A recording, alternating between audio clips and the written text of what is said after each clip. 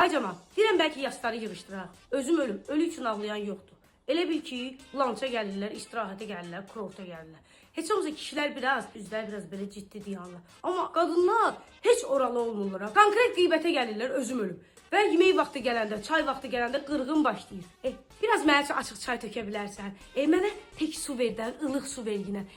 Armudu da içə bilmirəm. Mənə böyük stəkanda verə bilərsən. Sərin suyunuz var.